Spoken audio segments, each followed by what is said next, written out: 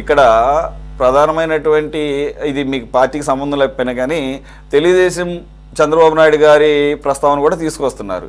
ఏదో ఒక వీడియో ఏదో మార్ఫింగ్ చేశారని చెప్పేసి ఆయన సలహా మేరకే ఏపీసీసీ అధ్యక్షురాలిగా ఉన్నటువంటి షర్మిలా గారి కుమారుడి రాజకీయ అరంగేట్రం చంద్రబాబు నాయుడు గారి సలహా మేరకు జరుగుతుందనే దానికి ఆవిడిచ్చిన కౌంటర్ వేరే రకంగా ఉంది. అంటే ఇక్కడ కూడా తెలుగుదేశం పార్టీ ఆఖరికి జాతీయ పార్టీ అనేటువంటి కాంగ్రెస్ వ్యవహారాల్లో కూడా మీరు తలదూరుస్తున్నారంటే మీరు ఏ కూటమిలో ఉన్నారనుకోవాలి, లేకపోతే ఆవిడ ఏ కూటమిలో ఉన్నారు, అసలు ఎవరికి అర్థం కాని విషయం. జగన్మోహన్ రెడ్డి గారు ఏ కూటమిలో ఉన్నారు, తెలుగుదేశం ఏ కూటమిలో ఉంది, షర్మిల గారు ఏ కూటమిలో ఉన్నారు? సార్ భలే మంచి సంక్లిష్టమైనటువంటి దీని అంశం, జనాలు చెప్పాల్సినటువంటి అంశం. మనం కరెక్ట్ గా ఈ సైతాను సైన్యం ఎంత అరిచి గోల పెట్టినా కూడా, ఎన్ని అబండాలు వేసినా కూడా షర్మిలా గారు చెప్పినటువంటి మాట ఏంటంటే మా అబ్బాయి రాజారెడ్డి వారసుడు అని చెప్పాడు. ఓకే, ఈ గతంలో జగన్మోహన్ రెడ్డి సంధించినటువంటి బాణం నేను షర్మిల అని చెప్పినటువంటి అప్పుడు ఉన్నప్పుడు ఆమెను ఎప్పుడు కూడా వీళ్ళు విమర్శించలేదు. అంతర్గతంగా ఉన్నటువంటి అంశాలను ఆమె బహిర్గతం చేస్తున్నప్పుడు వీళ్ళు మాట్లాడుతూ ఉన్నారు. Blood is thicker than water. మీరు మొత్తం కోల్పోవటానికి కారణం ఏంటో తెలుసా? తల్లి చెల్లిని పొట్ట తట్ట సర్ది బయటికి వేయటం వల్లే. అది ఇప్పటికైనా తెలుసుకోండి. అక్కా చెల్లిని అన్నదమ్ముల్ని ఎట్లా ప్రేమించాలనేది. ఇంకొకటి, చంద్రబాబు నాయుడు గారి మీద వాళ్ళు బ్లూ మీడియాలో రాసినటువంటి రాతలు సురేష్ గారు అడిగారు, ఏమంటే పూర్తిగా మొన్న పులివెందల్లో అసలు జనం ఏ విధంగా ప్రజాస్వామ్యంలో తిరగబడ్డారో, జెడ్పీటీసీ ఎలక్షన్స్ లో వైఎస్ఆర్ పార్టీ కోకట్ట వేళతో కూడా తీసేశారు. వీళ్ళు ఇవాళ ఊరినే అల్లుతున్నారు కథలో. ఇప్పుడు వాళ్ళు ఇంట్లో సమస్య పరిష్కారం చేసుకోలేక మొగుండు కొట్టి మొగసాలకు ఎక్కినట్టుగా వీళ్ళు అద్భుతమైనటువంటి కథలు అల్లటంలో చాలా నిష్ణాతులు. అసలు మీ పార్టీ కోకండపేటతో కూడా పీకబడింది. ఇక్కడ ఏదో 40% అనుకుంటున్నారు. ఇప్పుడు పెట్టండి ఎలక్షన్ లో. నిన్న పెట్టాం కదా పులివెందుల్లో, ఎంత పర్సెంట్ వచ్చింది? డిపాజిట్లు 200 చిల్లర ఓట్లు. మీరు ఇంకా అదే స్టాండ్ లో మేము చాలా మేము ఆ హైపర్ అనొద్దు. ఒక్కటే, జనం ఏమనుకుంటున్నారు అనేది ఆలోచించండి. చంద్రబాబు నాయుడు గారు కాంగ్రెస్ ను మేనేజ్ చేయటం ఏమండి, కాంగ్రెస్ ను మేనేజ్ చేయాల్సినంత అవసరం అతనికి లేదు. చంద్రబాబు నాయుడు గారికి మా స్టాండ్ క్లియర్. ఎప్పుడు ఎటుంటామో అటే ఉంటాం. మీకు లాగా ఏది తోక పార్టీ లాగా ఉన్నాం ఎక్కడ పడితే అక్కడ. చంద్రబాబు నాయుడు గారు తీసుకున్నారంటే స్టాండ్ ఆంధ్రప్రదేశ్ అభివృద్ధి కోసమే తీసుకుంటారు. ఇందాక మీరు చెప్పారు, 3 అధికారంలో ఎవరు ఉపాధ్యక్షులు ఉన్నా, రాష్ట్రపతులుగా ఉన్నా మేము అటే ఓటేస్తాం. అంటే మీకు పరమావధి అంతిమంగా ఏంటి? అధికారమే మీ లక్ష్యం. అంటే మీరు ఎప్పుడు దొంగ పనులు చేస్తుంటారు కాబట్టి, తప్పుడు పనులు చేస్తుంటారు కాబట్టి, రాష్ట్ర అభివృద్ధి కోసం మీరు ఓట్లు వేయరు. మీ కేసులు మాఫీ చేసుకోవటం కోసం మీరు సూట్ కేసులు ఇచ్చి రూటింగ్ చేసి మాఫీ చేసి హౌ టు మేనేజ్ బాగా తెలుసు.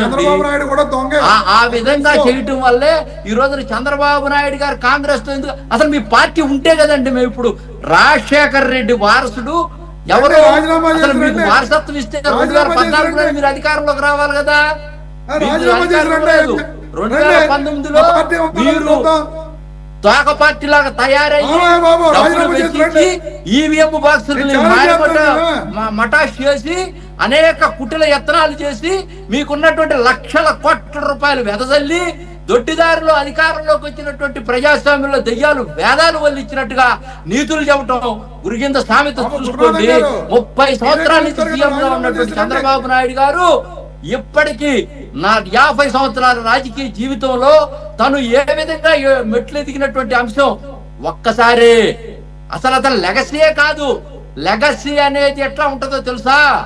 లెగసీ అనేది అతను చచ్చిపోగలే వారసుడుగా అతనే ప్రకటించేవాళ్ళు. ఇందాక అన్నారు మగవాళ్ళు ఎక్కువ అంటే వైఎస్ఆర్ పార్టీ వాళ్ళు మహిళలను గౌరవించరా?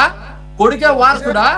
అసమర్థుడైనటువంటి కొడుకు పుట్టినప్పుడు సమర్థుడైనటువంటి కూతురు వారసత్వం తీసుకోవడం తప్పేంటి? ఇది ఎవరి బాబు గారి సొమ్ము ఈ ఆస్తులు పంచుకోవడానికి చెట్టు పేరు చెప్పి కాయలు అమ్ముకొని కులాలు అడ్డం పెట్టుకొని కుక్క బుద్ధి పిండిలాగా ప్రజాస్వామ్యవాదులుగా మనం అంతా కూడా తాబేదారులాగా ఉండి మీ యొక్క వైఎస్ఆర్ పార్టీలో మీరు ఏ విధంగా మాట్లాడతారండి ఈ ప్రజాస్వామ్యం గురించి, విలువల గురించి? జగన్మోహన్ రెడ్డి గారికి విలువలు ఎక్కడ ఉన్నాయండి? అధికారమే ఎజెండా ఎక్కడ ఉంది? అభివృద్ధి సంక్షేమం అనేది ఎజెండా ఎక్కడ ఉందా? రాష్ట్రం ఈ రోజున చూడండి అడుగులు ముందుకెళ్తా ఉన్నటువంటి నేపథ్యం. మీకు అధికారమే పరమావధి. మేము కాంగ్రెస్ లో చేతులు కలపాల్సిన పని ఏంటి అసలు?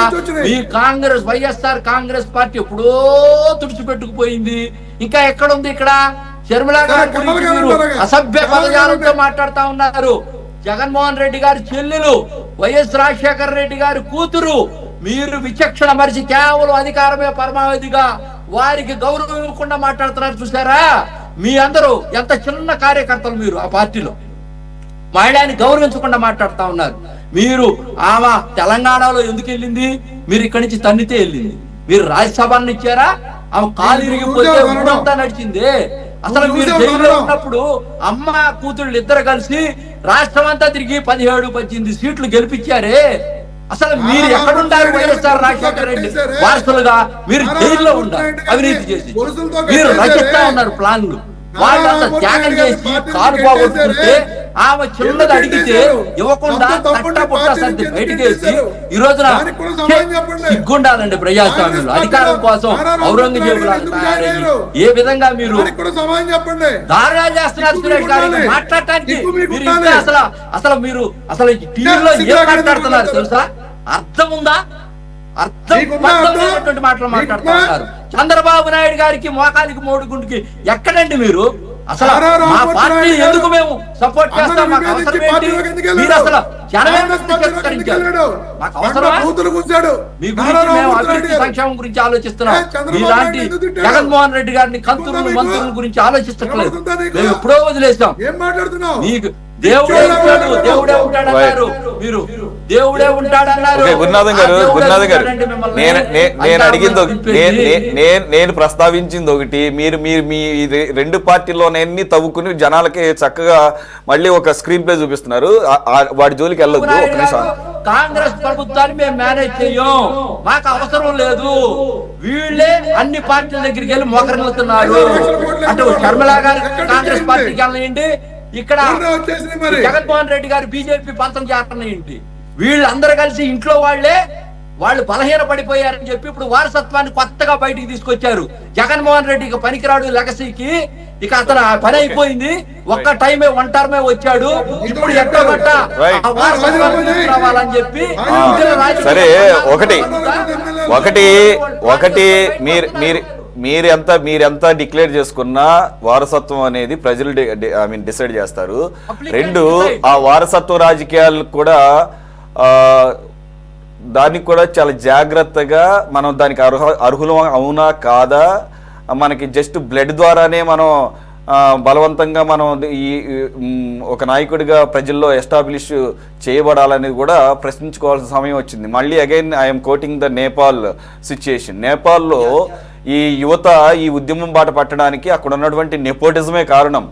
ఎలాగైతే రాజకీయ నాయకులు తమ వారసుల్ని తీసుకొచ్చేసి జనాల నెత్తిని రుద్దుతున్నారో ఏంటి, ఈ రోజు వచ్చేసి రాజారెడ్డి అని ఒకళ్ళు, జగన్మోహన్ రెడ్డి అని ఇంకొకళ్ళు, లేకపోతే లోకేష్ అని ఒకళ్ళు, ఈ రకంగా ఎలా పడితే అలా రుద్దించుకోవడానికి ఇక్కడ ఎవరు సిద్ధంగా లేరు. ప్రజలు గనక మెచ్చితే ఆటోమేటిక్గా వాళ్ళు నాయకులు అవుతారు తప్ప లెగసీని పేరుల ద్వారా ఇలా తీసుకొచ్చేసేసి, అంటే అప్పటి వరకునేమో విదేశాల్లో చదువుకుంటారు, విదేశాల్లో చదువుకొని చక్కగా మనకి రెడ్ కార్పెట్ వేసినట్టు మనకి ఆల్రెడీ ఇదేంటి వారసత్వాన్ని అక్కడ పెడితే వచ్చేసేసి జనాలను ఎత్తిన మెడలెక్కి కూర్చుంటారు అనమాట. అటువంటి కుదరదని చెప్పేసి nepo kids hash corrupt kids అని చెప్పేసి అక్కడ నెపోటిజం మీద అక్కడ ఒక పెద్ద యుద్ధమే జరుగుతుంది. ఆ మొత్తం వారసత్వం సంబంధించినటువంటి తండ్రుల్ని పిల్లల్ని వెంటబడి కొడుతున్నారు. కాబట్టి వీటిని కూడా దృష్టిలో పెట్టుకోవాల్సిన అవసరం ఉంది. ఇష్టం వచ్చినట్టు రుద్దుతా ఉంటే కుదరదు వారసత్వాన్ని. సార్ కోటేశ్వర గారు, ప్లీజ్ లెట్స్ కంక్లూడ్. ఇక్కడ అసలు ప్రస్తావనే లేదు. రాజారెడ్డి అన్న వాళ్ళ అబ్బాయి మొన్నటి వరకు ఎక్కడో చదువుకుంటున్నాడు, రీసెంట్గా మ్యారేజ్ అయింది. సరే, ఆయన వాళ్ళ మదర్తో పాటు ఒక కార్యక్రమంలో కనిపించాడు. ఆబ్వియస్గా మీడియాకున్న అత్యుత్సాహంతో ఏదో పొలిటికల్ ఆస్పిరేషన్ మీద అడిగారు. వస్తాడు, కానీ ఇది ఇప్పుడు కాదు అని చెప్పేసి ఆవిడ చెప్పింది.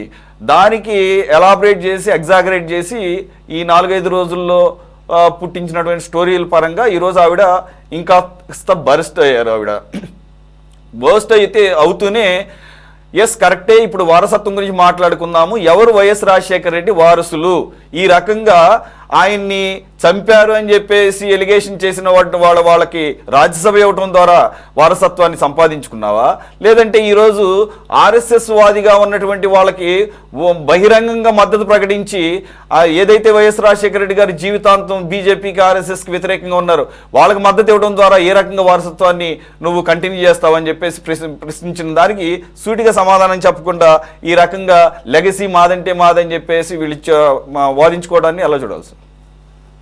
ఇప్పుడు లెగసీ అంటే ఇదేమీ వారసత్వ రాజకీయాలు కాదు, లేదా రాజరికాలు కాదు అనేటువంటిది గమనించాలి. రాజారెడ్డి అనేటువంటి పేరు తన ముత్తాత పేరు పెట్టుకున్నారు తప్ప దానికి వైఎస్ అని ఎక్కడ తగిలించినట్టుగా నేనైతే చదవలేదు. కర్నూలులో ఉల్లి ధరల సమస్య మీద షర్మిల గారు అక్కడ రైతుల్ని పరామర్శించడానికి వెళ్ళిన సందర్భంలో రాజారెడ్డిని కూడా వెంట పెట్టుకుని వెళ్ళారు. ఆ వెళ్ళినటువంటి దాని మీద ఇది రాజకీయ అరంగేట్రం అని చెప్పేసి మీడియాలో ఉన్నటువంటి వాళ్ళు కొంతమంది కార్యక్రమాలు పెట్టారు. అటువంటి ఒక కార్యక్రమంలో నేను కూడా ఆ డిస్కషన్ లో నేను కూడా పాల్గొన్నాను. ఏమిటి ఒకళ్ళు ఇస్తే అదేమి వారసత్వం వచ్చేటువంటిది కాదు. అందుకని ఒకవేళ వారసత్వ రాజకీయాలు లేదా వారసత్వం ప్రకారం చూసుకున్నా గానీ భారతదేశంలో ఉన్నటువంటి పరిస్థితులు తండ్రి వైపు నుంచే ఉంటాయి తప్ప తల్లి వైపు నుంచి ఉండవు అనేది అందరికీ తెలిసినటువంటిది. ఇక నేను అనుకుంటున్నాను ఆమె జాగ్రత్తగా మాట్లాడిందని అనుకుంటున్నాను. వైఎస్ రాజశేఖర రెడ్డి రాజకీయ వారసుడు అని చెప్పేసి కామెంట్ చేస్తున్నారు తప్ప మరొక విధంగా కాదు. రాజకీయ వారసుడు అని కామెంట్ ఎవరైనా చేసుకోవచ్చు. ఇప్పుడు భగత్ సింగ్ వారసులం అని చెప్పేసి కమ్యూనిస్టులు చెప్పుకుంటారు. భగత్ సింగ్ వారసులు అంటే ఆయన రాజకీయము లేదా ఆయన భావజాల వారసులు. అందువలన వైఎస్ రాజశేఖర రెడ్డి ఆ విధంగా చెప్పారని నేను అనుకుంటున్నా. ఒకవేళ అలా చెప్పినప్పటికీ ఇవాళ ఉన్నటువంటి పరిస్థితుల్లో వైసీపీని లేదా వెనక్కి నెట్టేసి కాంగ్రెస్ తరఫున ఆ రాజారెడ్డి అనేటువంటి ఆ కుర్రవాడు అమెరికాలో వ్యాపారం చేసుకుంటున్నాడని చెప్తున్నారు. అందుకని వ్యాపారం చేసుకోవచ్చు, అదేం తప్పేం కాదు. మరి ఆయన వ్యాపారాన్ని ఎదుర్కొని రాజకీయాల్లోకి వస్తాడు అని కూడా చెప్తున్నారు. వస్తే రావచ్చు, ఎవరైనా రావచ్చు. రాష్ట్ర రాజకీయాల్లో, దేశ రాజకీయాల్లో ఎవరైనా రావచ్చు, వారేమీ లేదు. కాకపోతే ఏంటంటే రాజకీయంగా చేసేటువంటి విమర్శలు, ఆరోపణలు చంద్రబాబు నాయుడు గారే చేశారు. అంటే చంద్రబాబు నాయుడు గారు తన కుమారుడు లోకేష్ పోటీగా మరొక ప్రత్యర్థిని నిలబెడతారా కాంగ్రెస్ పేరుతోటి? అటువంటి పిచ్చి పని చంద్రబాబు నాయుడు గారు చేస్తారా? చేయరు. అందువలన ఆ ఆరోపణలు అనేటువంటివి విపరీతంగా చేసేటువంటి వ్యవహారం తప్ప మరొకటి కాదనేది. ఎందుకంటే ఒకవేళ చంద్రబాబు నాయుడు గారి గురించి అట్లా చెప్పుకోవాల్సి వస్తే ఆయన మీద ఉన్నటువంటి ఆరోపణలు అందరూ తెలుసు కదా. జూనియర్ ఎన్టీఆర్ నే రాకుండా తొక్కేశాడు, కొడుకు ఎక్కడ అడ్డం వస్తాడు అని చెప్పేసి. అటువంటి వ్యక్తి రాజారెడ్డిని, అందులోనూ ఒక కాంగ్రెస్ ప్రత్యర్థిని లేదా తన రాజకీయ ప్రత్యర్థి, తన జీవిత కాలంలో రాజకీయ ప్రత్యర్థిగా ఉన్నటువంటి రాజశేఖర రెడ్డి వారసుడిగా ఉన్నటువంటి వ్యక్తిని తీసుకొస్తాడు లేదా ప్రోత్సహిస్తున్నాడు అనేటువంటిది అర్థం లేని వాదన అనేది నేను చెప్పవచ్చు. Right sir, let us conclude on this part. Thank you very much for joining. Koteswara garu, Ramesh గారు, గురునాథన్ గారు, ఇది వాళ్ళ టాప్ డిబేట్. మరో అంశంతో మళ్ళీ కలుద్దాం. Stay tune to city 24/7.